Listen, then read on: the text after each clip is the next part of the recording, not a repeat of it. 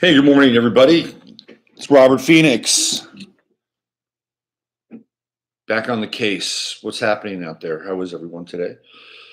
It is the 29th of November, 2018. And today, on today's show, today's 15 Minutes of Flame, we're just going to let people begin to circulate, accumulate, populate chat room and the live stream experience just for a few moments. It's always nice to see people show up in the chat, say a little hi, good morning, how are you? Has everybody had their power coffee or their power tea or their power pee? You know, sometimes people, I know some of my clients drink their own urine, and I have no problem with that. I've never done it. So, you know, some people do that. So you've got your power coffee, your power tea, and your power pee that you can imbibe in the morning. Hello, Justice. Good morning, Ninth House Gypsy. So we're gathered together here today to talk about the truths and illusions of our time. Salt and peppering it with a little bit of humor along the way, and hopefully some insight that allows you to look at things a bit differently. You may not always agree with me, and that's okay. But at the very least, you'll have something to think about. What's going on, Miss Judy? Okay, here we go. Right on cue. The man about to have more coffee. Bottoms up. Urine. There we go. All right. It's the golden elixir. The golden elixir. Where's my man? Come on over here. Jasper wants to say hello to everybody. I had a screenshot of me and Jasper on Facebook. Got 120 likes. Jasper is probably more popular than I am. If Jasper had his own channel, he'd have more views than I would. I kid you not. Absolutely. He'd be the most popular. I think Jasper could be one of the most popular cats. Hello, Natasha. For daytime video live stream talk shows. I wonder if I had Jasper interview other cats, how that would go over. Do you think it would be a success? I'll never forget the first time I saw Steve Martin. He was on The Tonight Show with Johnny Carson. And Steve Martin, it was his first time on The Tonight Show.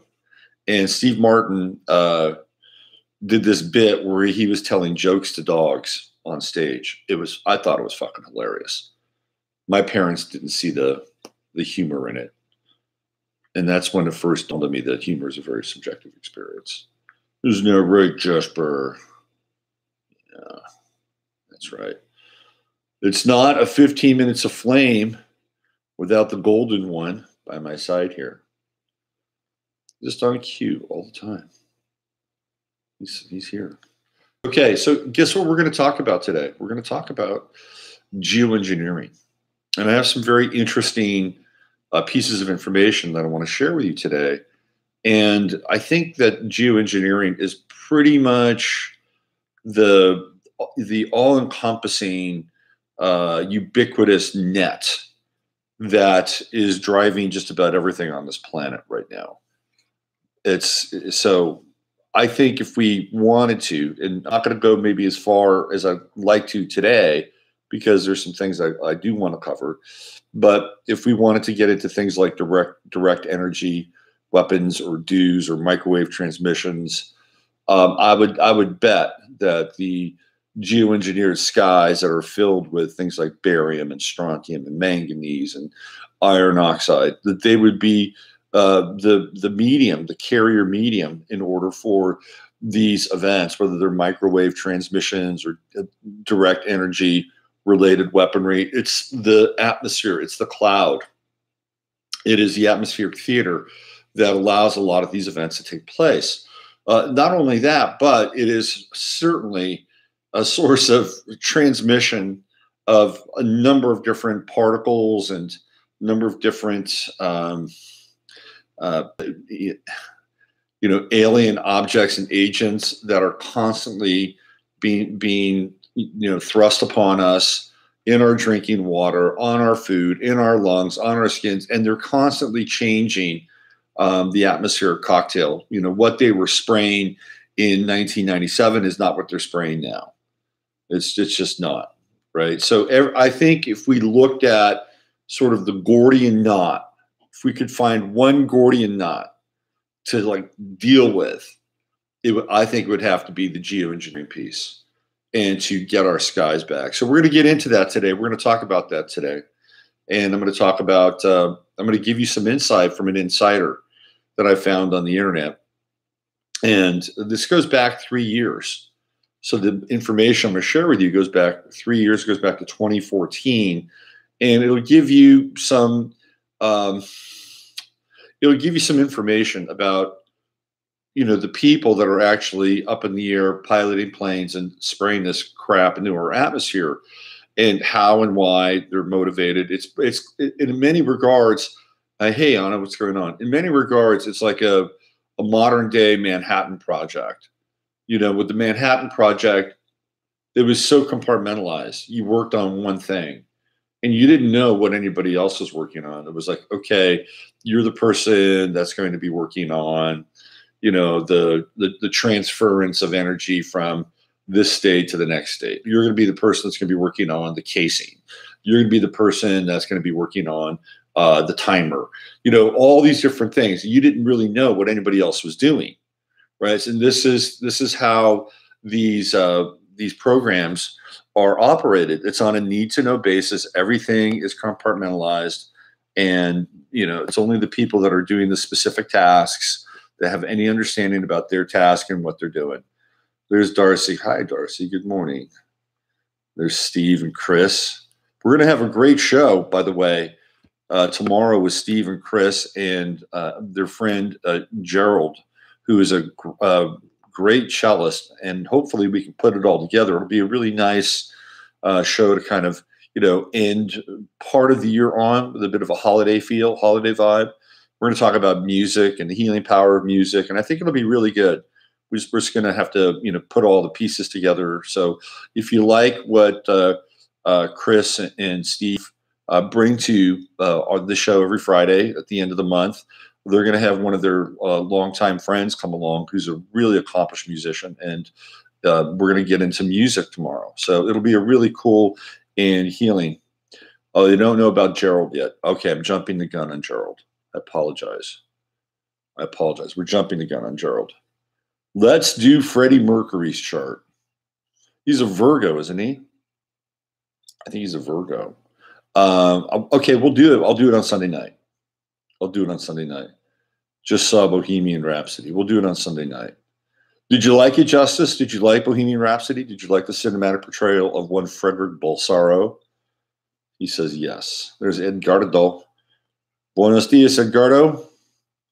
Cool. All right, we'll do something on Sunday night with Mr. Frederick Bolsaro's chart. Zanzibar, was he born in like Zanzibar or someplace like that? His father was a Fabulous Freddy movie. Was good. Why would they spray this stuff on themselves and their families? It's a good question. I would say that they're probably given some kind of an antidote or some kind of a version of a vax for it. That's what I think. In terms of the elites, so here's my theory on chemtrails. Okay. And I've had this theory for quite a while now, that part of the dispersant with chemtrails has to do with impacting people on a genetic level.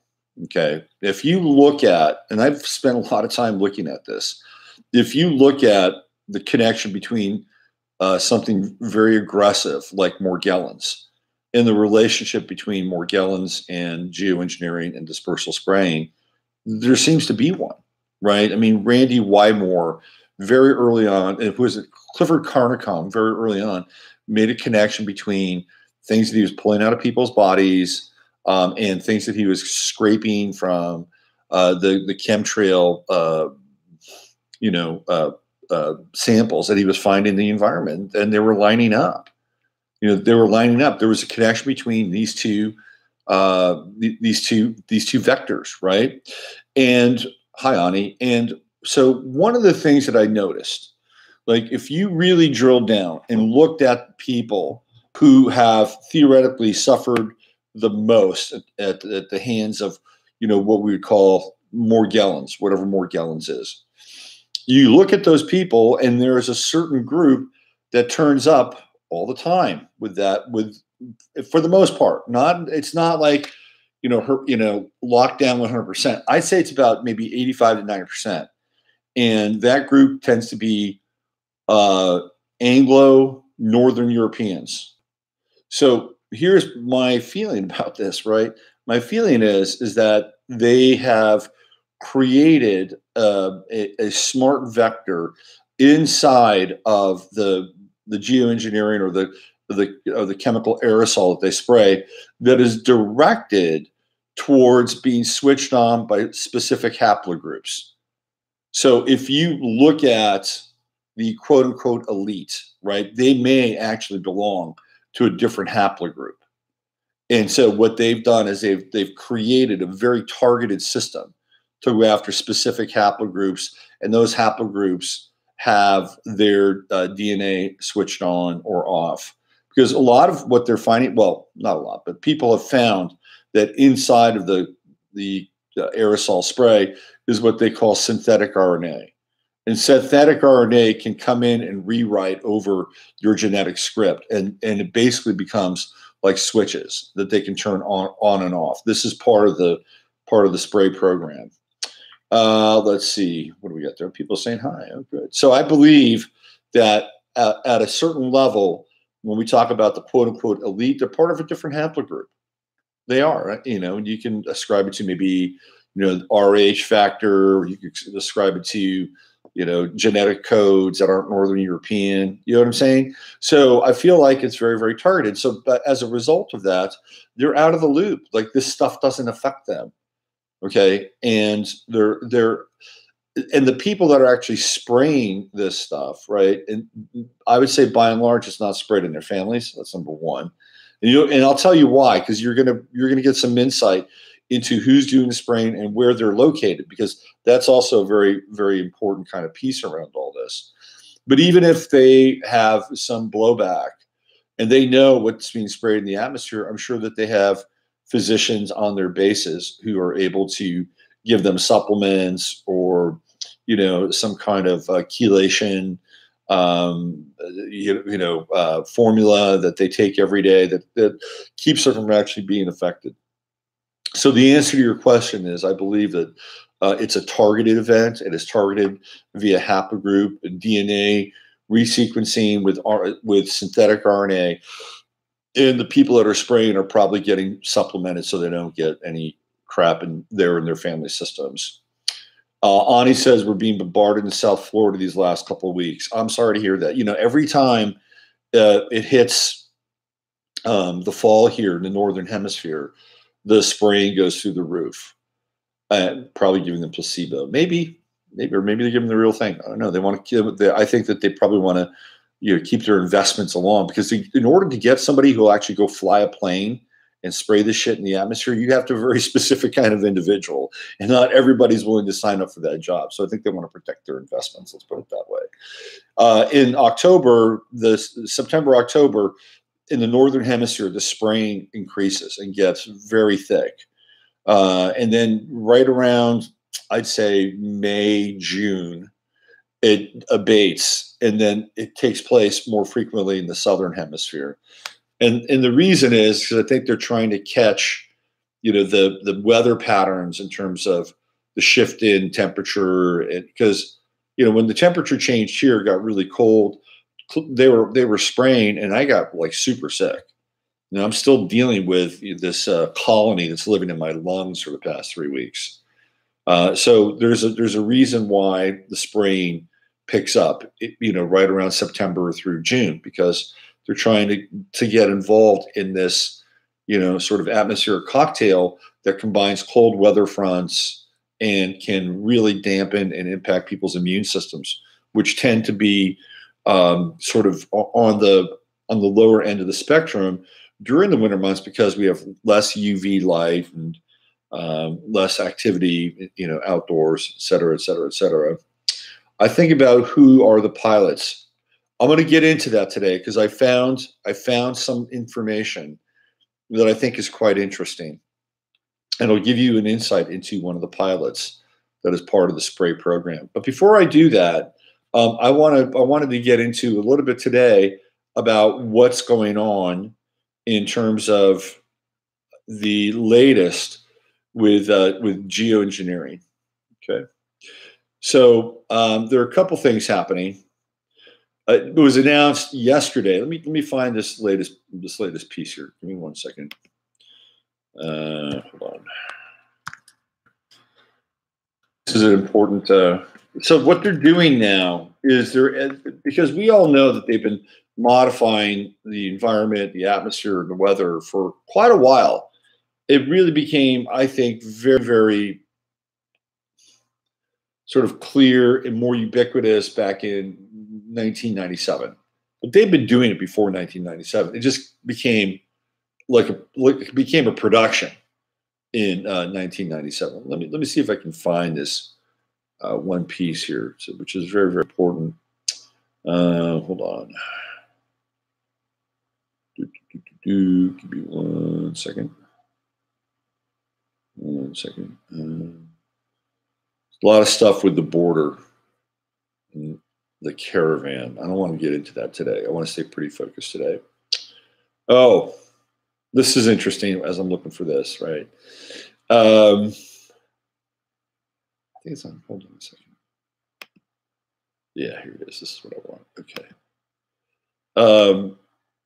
Apparently, Stormy Daniels and Michael Avenatti, whatever his name is, they're having a feud, which I love. I think it's great because Michael Avenatti is just a total slime ball. He did a big fundraiser to help Stormy Daniels, help her get through this storm in her life, and they did a big GoFundMe, legal defense, personal stuff, and all these bleeding hearts. Like, oh, we got to support her. Because if we can support her, keep this going, this could be the missing link to get Trump the fuck out, right? And now she's not getting money from Michael Avenatti, or however you say his name. And she's hounding him in public, like, you started this GoFundMe, where's the money? So Avenatti is exposing himself for the absolute utter slime ball that he is. It's interesting. Okay, here we go. Harvard scientists to release sun-dimming sky chemical in 2019. But just a tiny bit to see what happens. See how that works? It's always just a little bit. I'm just gonna put my toe in just a little bit, right? It's kind of like that axiom. Like that was like a move back in like the 1950s when having sex on a date was like a lot harder than it is to have sex theoretically on a date in 2018. And one of the lines was, I'll just, put a little bit in. Don't worry about it. It won't be much. Just a little bit. You promise just a little bit? Yeah, just a little bit. And the next thing you know, she's pregnant, right? I mean, this is how this works. So this is from futurism.com. And the subtext is Sky Doctors. A long-standing idea to fight the catastrophic predicted effects of climate change. Oh, yes, catastrophic climate change is to release a compound into the stratosphere that would reflect some of the sun's energy back into space. What does this sound like? Doesn't this sound like Terminator? Doesn't this sound like Terminator where they have to dim the sky because the robots who are equipped with solar-powered batteries, it can't, it keeps them from charging themselves. Anyway, last week, a new report estimated that a sunlight dimming program could cost as little as $2 billion a year. Just a measly $2 billion. It's not that much. Could you imagine what $2 billion would do for homelessness in this country? Could you imagine that? Wow. It's funny, right? Because if somebody said, well, we're going to spend $2 billion on the homeless, I believe people would be upset. What? You're spending $2 billion on the homeless? But $2 billion for this project, it's a little bit. Now, in a first of its kind experiment, it's not the first of its kind, please. Don't insult us. Researchers from Harvard are preparing to release calcium carbonate into the stratosphere in 2019. A small-scale trial that could provide crucial data about the potential risks and rewards of a larger-scale geoengineering effort. Like, these articles are insulting. They're insulting because this has been going on for decades. Decades. But this is their way to legitimize what's happening. And I knew it would happen at some point. That they're going to say, okay, well, we're going to start spraying the skies. And all of a sudden, the planes that are up there crisscrossing, well, they're part of a legitimized program now. Sun blockers. The Harvard experiment will operate at a tiny scale, according to Nature. The researchers will send a steerable balloon up into the stratosphere, where it will release about 100 grams of calcium carbonate. Calcium carbonate, which is the active ingredient in antacids, is a tempting candidate for geoengineering efforts because simulations show that it could stay in the air for years as it reflects sunlight. You know what else is in antacids is aluminum. If you take antacids, you should stop. After releasing the calcium carbonate, the balloon will use a laser imaging system to watch how the particles disperse. The data the researchers can use to model how larger quantities of the substance might behave. Stratos-fear, F-E-A-R. Critics say that the geoengineering efforts are band-aid solutions that treat symptoms of climate change instead of the cause, global carbon emissions, which means they want to take away cars. Jim Thomas, the co-executive director of an environmental advocacy organization called ETC Group, told Nature that he fears Harvard project could push the concept of geoengineering into the mainstream. But advocates say that anything that could buy some extra time in the face of looming climate catastrophe is worth exploring. God, that's just not a reality I live with, thinking that the world is going to collapse ecologically. That's just not a reality I live with. It just doesn't compute, okay? I think it's an incredibly false narrative that allows me to get away with a bunch of bullshit. I'm studying a chemical substance, Harvard researcher Zhen Dai told Nature. It's not like it's a nuclear bomb. Okay. So the guy behind a lot of this is a guy by the name of David Keith. And for you people who are hip to the trip on the chemtrail side of things, you know who David Keith is. He's an arrogant researcher from Harvard. And he's the guy that's behind what's taking place here. So I'm going to read a little bit about this. This is from Activist Post, and it's from March 29th, 2017. Derek Brose is, I believe, if I'm not mistaken, I think Emily's interviewing Derek Brose. Anyway, at a recent geoengineering conference, 2 Harvard engineers announced plans for a real-world climate engineering experiment beginning in 2018, pushed out to 2019 now. The science of geoengineering has increasingly become part of the public conversation around climate change and an ever-controversial topic within the scientific community. Geoengineering is a type of weather modification or climate engineering which has been researched, but until recently has been considered too unpredictable to attempt on a large scale. So it gets into the definition of geoengineering, blah, blah, blah, blah, blah.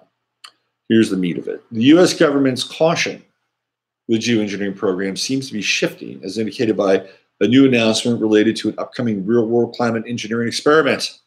At the recent Forum on Solar Engineering Research, Harvard engineer and consistent proponent of climate engineering, David Keith, announced his plan for a new project that will assess the risks and benefits of deploying geoengineering on a large public scale. Keith and fellow engineer Frank Kuch will research the benefits and risks by spraying particles such as sulfur dioxide, aluminum, or calcium carbonate from a high-altitude balloon over Arizona during 2018.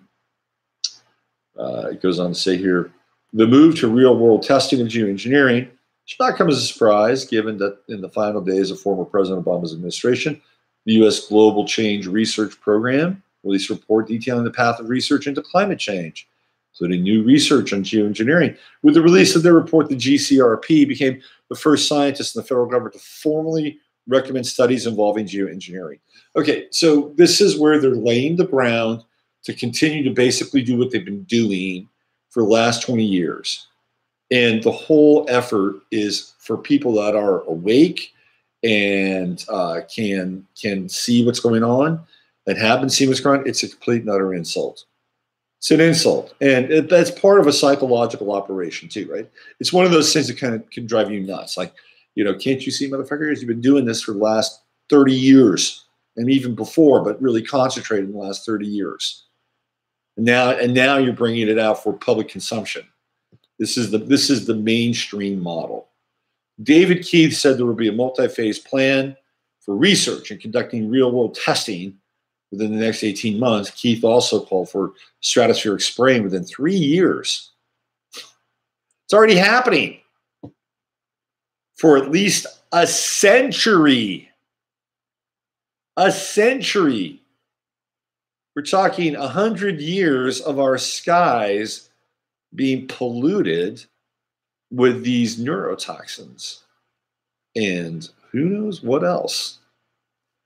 Technology Review reports that Keith said his team is already in the process of engineering design work with Arizona Test Balloon Company, Worldview Enterprises, and discussing the appropriate governance structure for such an experiment. This is what he says. In terms of governance, they have distributed. There's more actors involved than we expected there would be. Keith said, there's more need to understand and to speak openly about the associated risks, what they imply for governance. The very notion of unilateral geoengineering means that other countries could face potential risks. This creates a need for new governance structures or possibly a global government.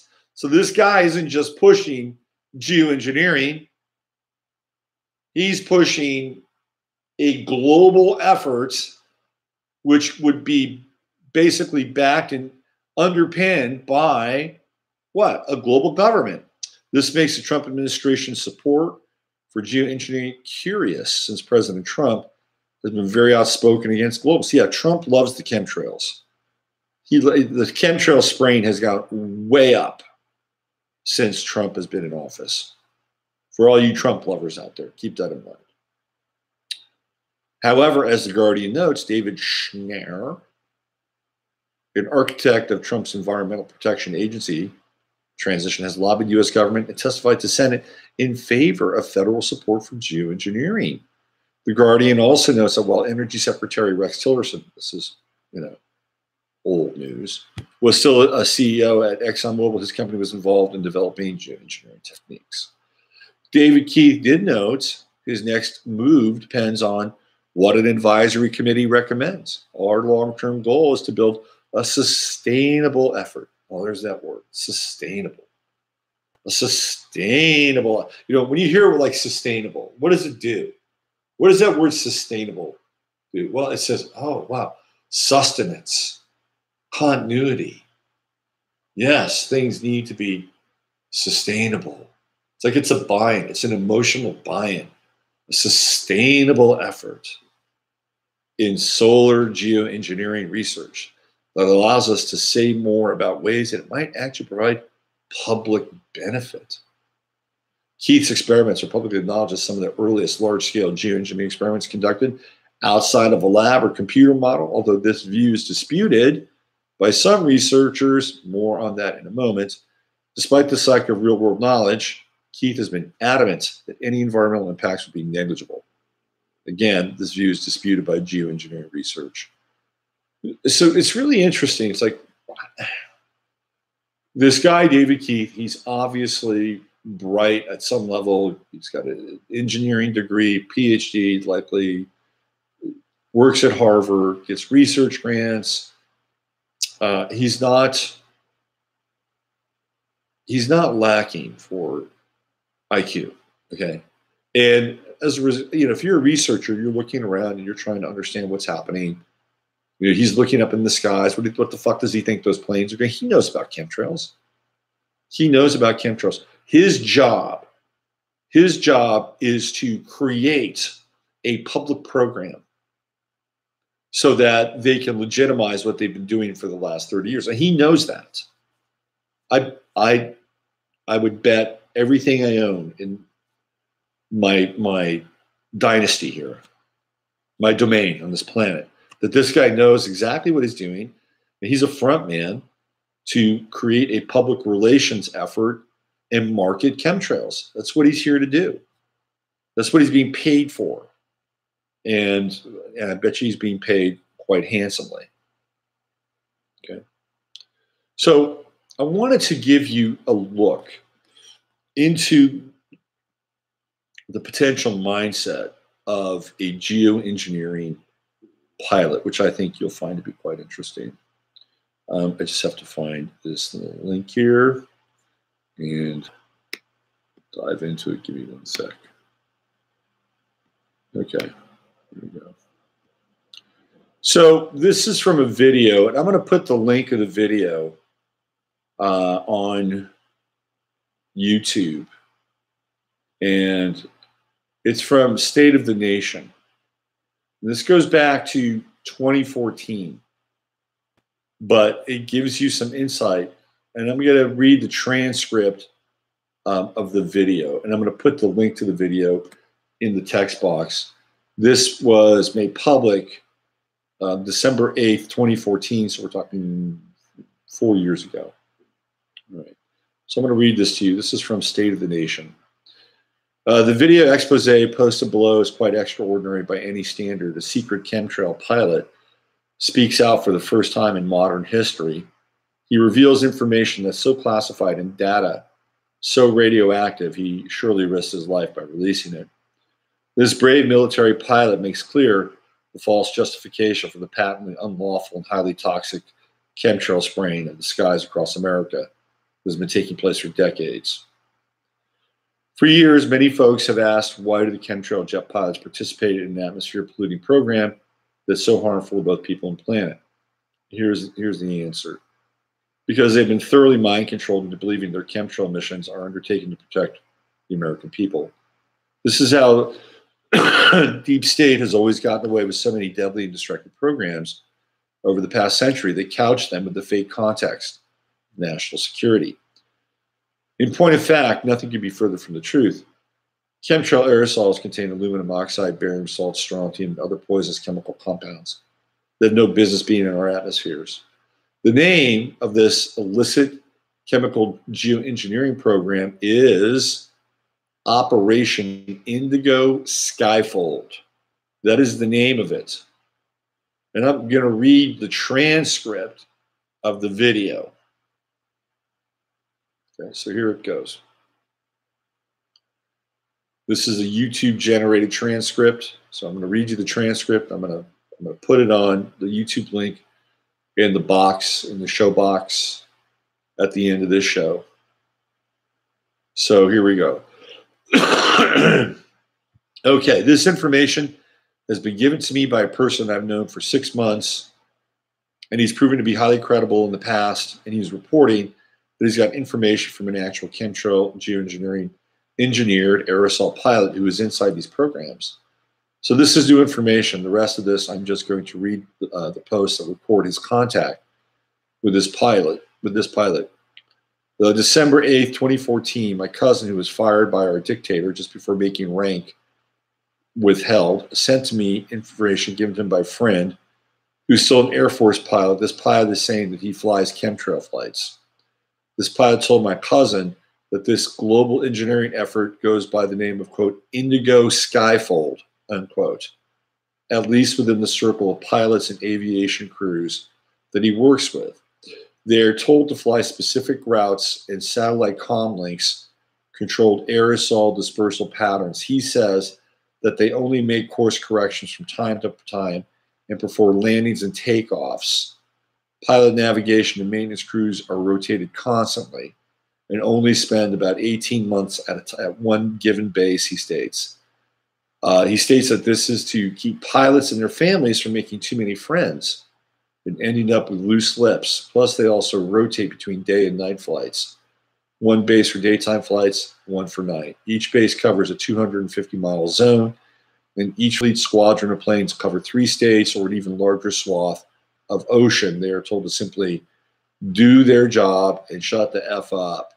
Their superiors only tell them it's a matter of national security, and quote, without these flights, our enemy's latest technological weapons of war could easily penetrate America's airspace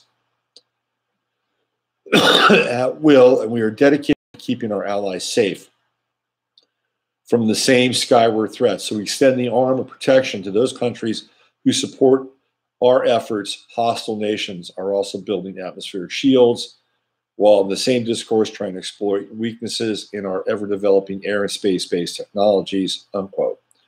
Sounds more like a PR statement to me. I think this pilot either believes what he is told or he is simply trying to sugarcoat their genocide project. December 8, 2014, my firewall detected multiple intrusion attempts when I Googled the Indigo Skyfold code, as well as zero information found on the internet for this operation that is unique. I received a rather lengthy reply from the chemtrail pilot. Here is the text from his or her email. First of all, I would like to say I do not agree with my mission assignments, but what soldier ever truly does? Several of us have considered bucking the ranks and going AWOL from time to time. We are kept in the dark when it comes to getting honest answers about what we are really spraying. Should they discover that we or our families are actively inquiring about your so-called chemtrails term, then automatic and swift disciplinary action will be taken. HARP and radar are 2 other non-allowed research subjects unless our children are learning about these in base schools. We cannot educate ourselves or our children through any public tutoring system. I would not intentionally spray my children with fin or family children with toxic aerosols, but you must know 80% or better do not have any family or children. So there's another piece of the puzzle that was asked in the chat room. That a lot of these guys they're solo. They fly solo in life.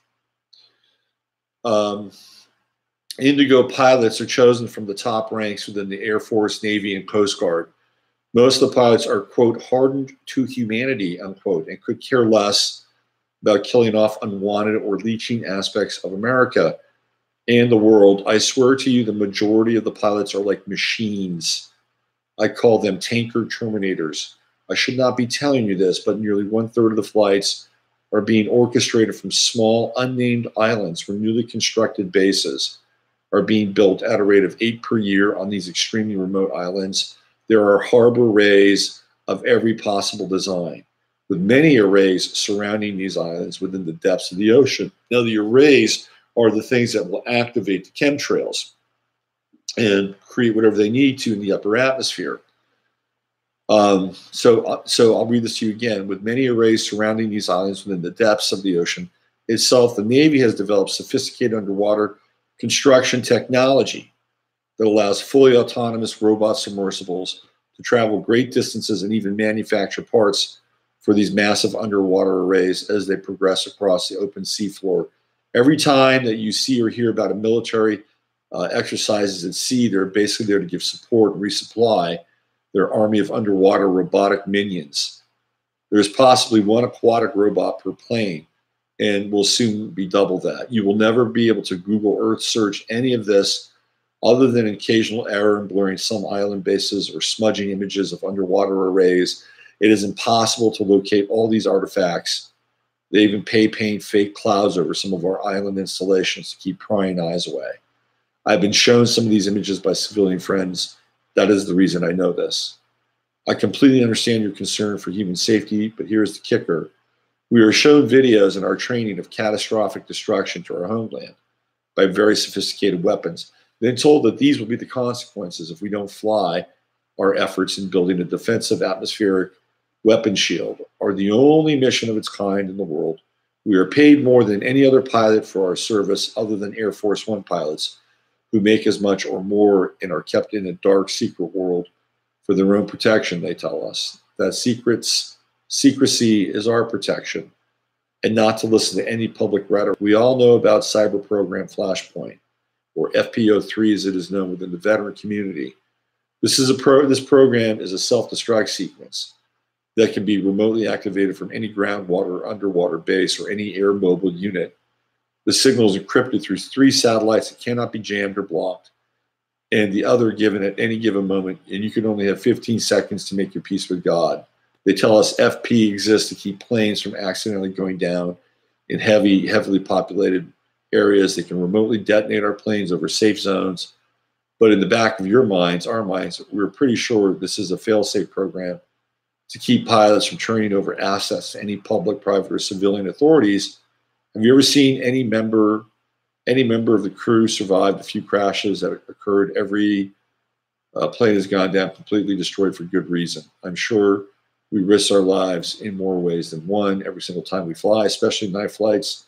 They're ordering us to fly at lower and lower altitudes. We feel like a massive dark force empire crop dusters, and know that one night Bubba or Billy Joe will fire their long rifles at us when we spray their moonshine making operation or pass over an illegal marijuana crop. I know for a fact that some planes have been shot at and subsequently brought down by mostly Russian, Chinese, and Korean weaponry, but the media will never cover these events as they're not allowed to report on our flights.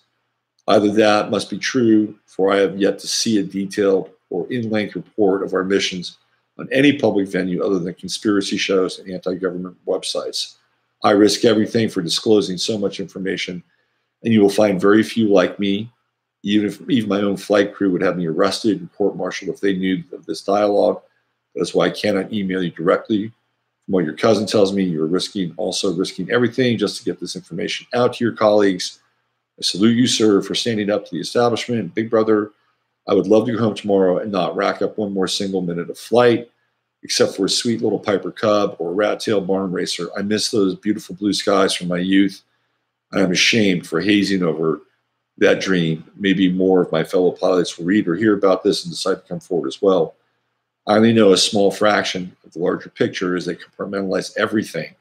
Should I become aware of any new significant developments, I will email your cousin, and now this is the man I have contact with. He says he senses a wavering within the ranks and feels a kind of mutiny is being boiled to the surface of this whole geoengineering global whitewashing. If you catch my drift, my cousin still has friends in high places, so he is helping to protect the pilot. This came from on December 11th.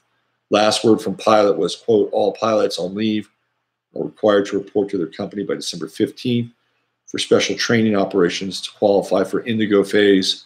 2 flights expected to be initiated by January 21st. Those are his last words, not the actual Air Force message. He wanted me to stress that he believes the focus of their flights will be moved to areas east of California and Texas in order to progress the drought further into the heartland. He feels that a very new, extremely toxic chemical mix is going to be sprayed using new technology that makes these special chemtrails completely invisible. Atmospheric shield of protection. He doesn't believe that either. So that's the end of the message from this chemtrail pilot. And I just, from my own experience, I've had a lot of contact with this guy for 6 months via the internet. Basically, everything he's told me has turned out to be true. So I have no reason to doubt any of this. So hoping for forward, this also points out how difficult it is to fight this program because people inside the program are not subject to public opinion or public information sources.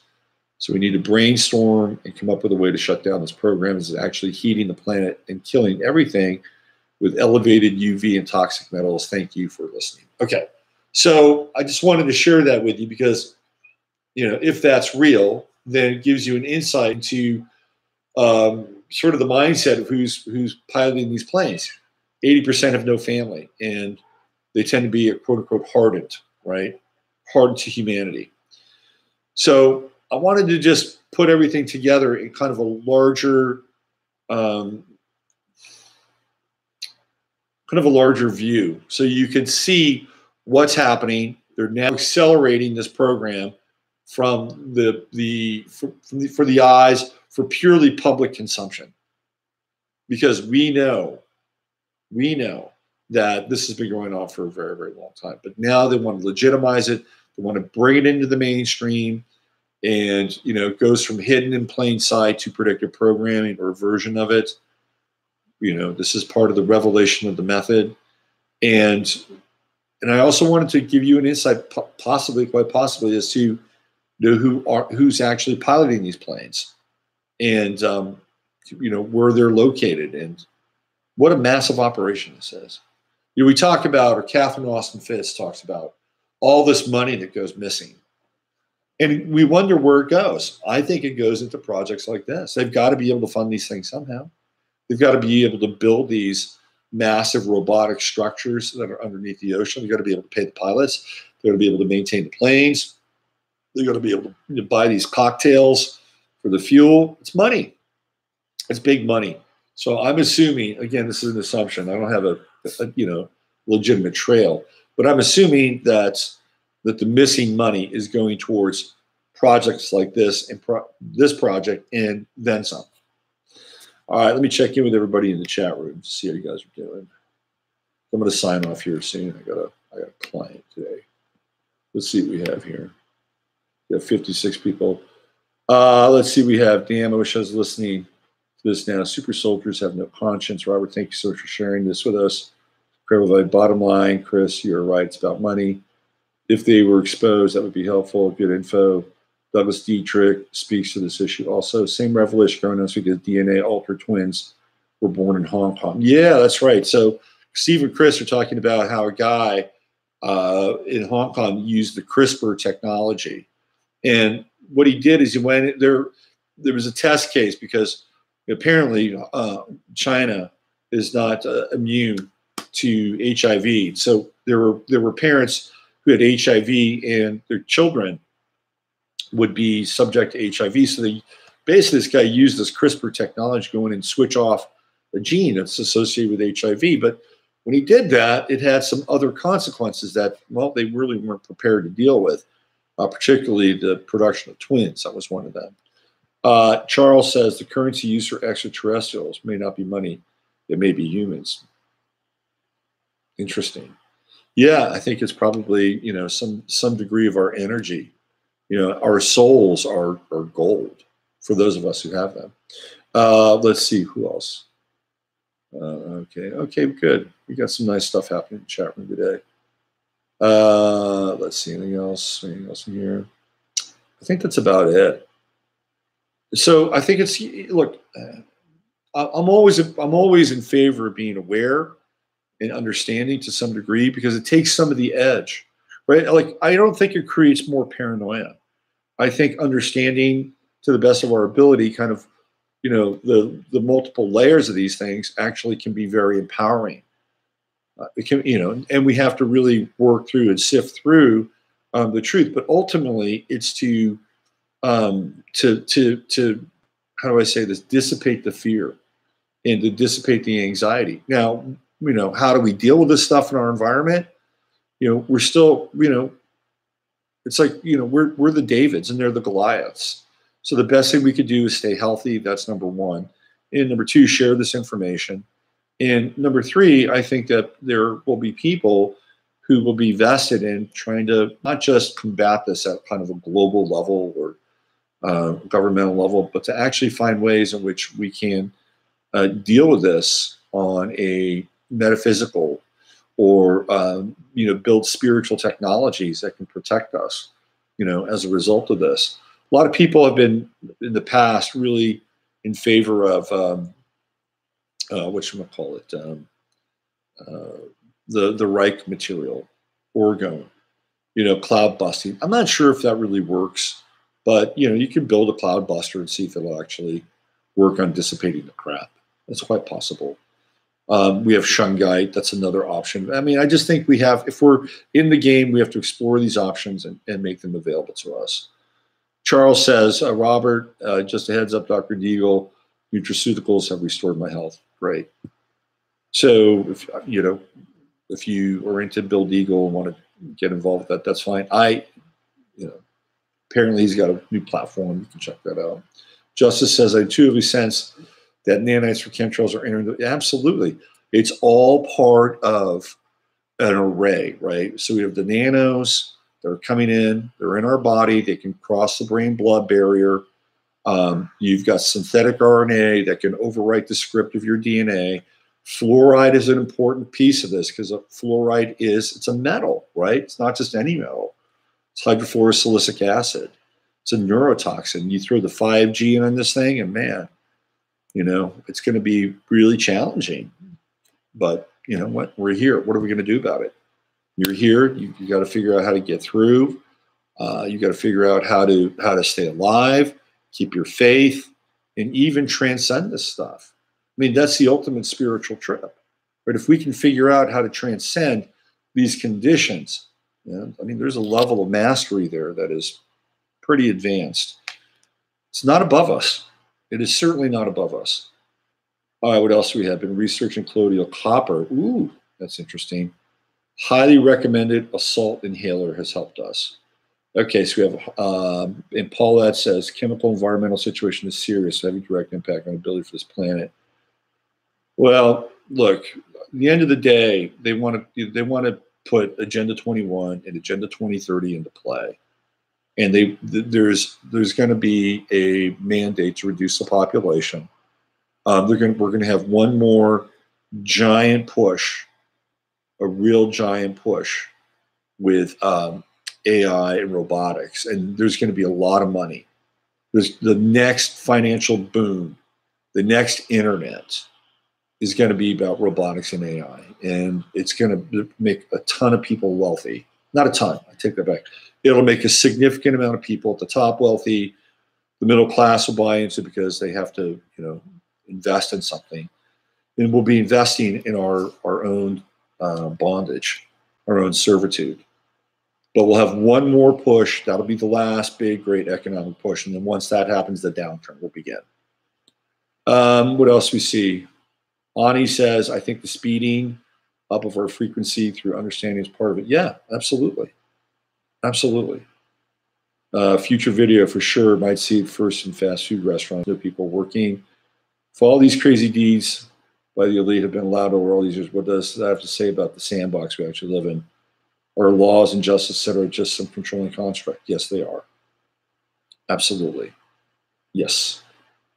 And I guess there are people who have really invested a lot of time in reclaiming their name and, the whole sovereign trip. And, I think that there's some validity to that.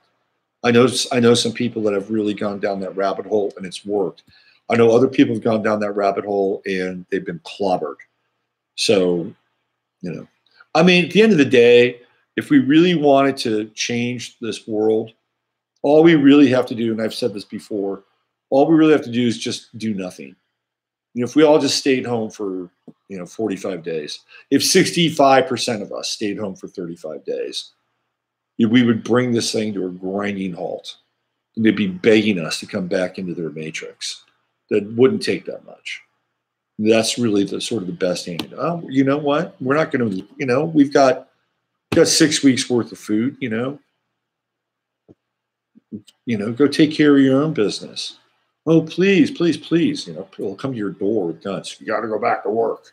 No, we don't have to go back to work. Yeah.